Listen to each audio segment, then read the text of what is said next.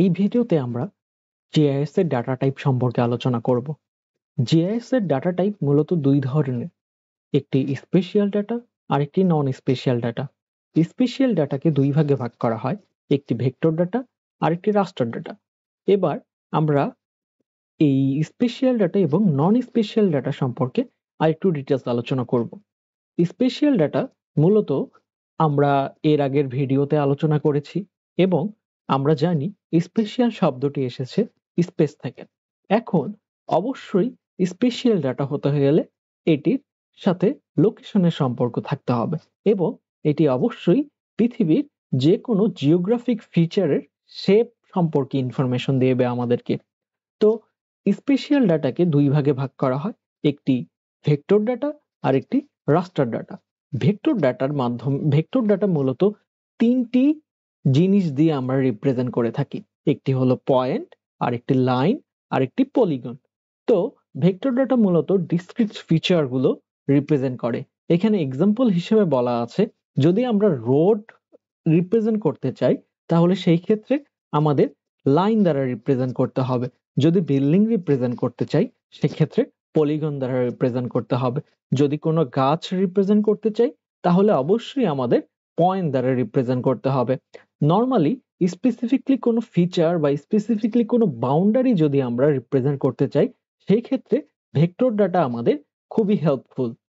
পরবর্তীতে রাস্টার ডাটা।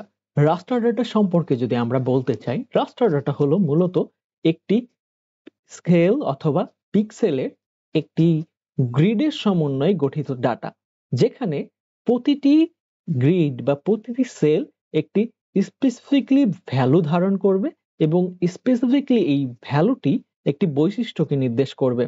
আমরা নর্মালি রাস্টার data continuous data যেমন এলিভেশন, টেম্পারেচার, স্যাটেলাইট ইমেজারি এইসব ক্ষেত্রে ইউজ করে থাকি। নন স্পেশাল ডাটা, নন স্পেশাল ডাটা সম্পর্কেও আমরা পূর্ববর্তী ভিডিওতে আলোচনা করেছি।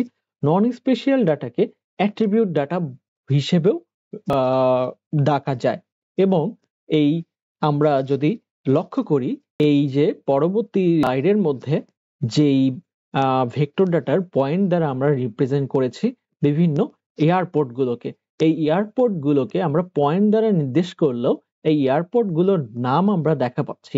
এই নামটাই হলো অ্যাট্রিবিউট ডাটা বা নন স্পেশাল ডাটা।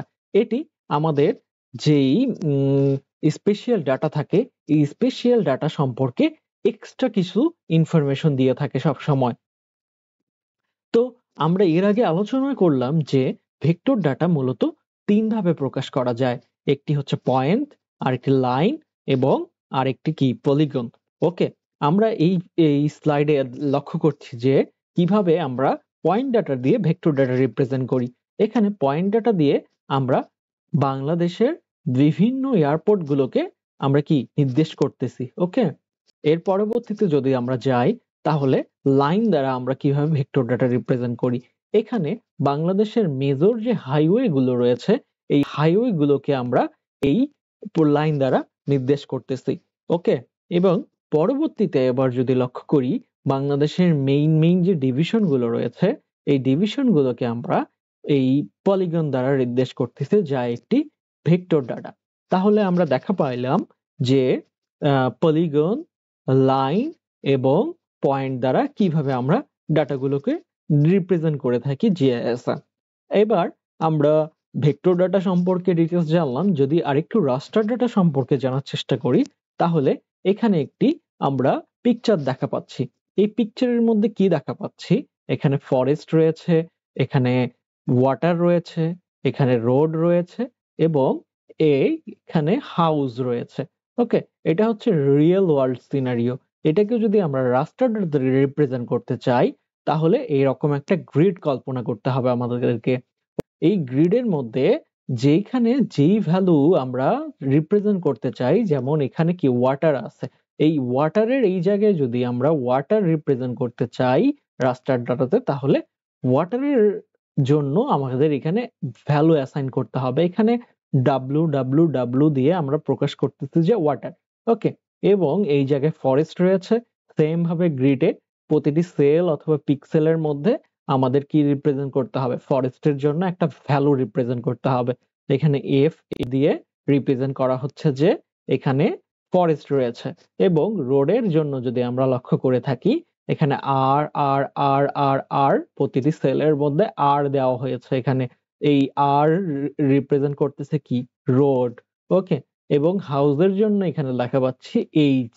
ওকে, তাহলে আমরা কি বোঝা পাইলাম? রিয়েল ওয়ার্ল্ড সিনারিওকে যদি আমরা রাস্টারটা প্রকাশ করতে চাই, তাহলে এরকম একটা গ্রিড কল্পনা করতে হবে এবং এই গ্রিডের প্রতিটি সেল কিন্তু একই দূরত্ব বা একই বর্গক্ষেত্র হবে।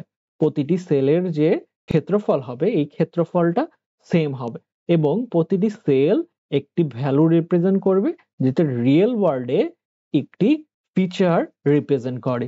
ওকে,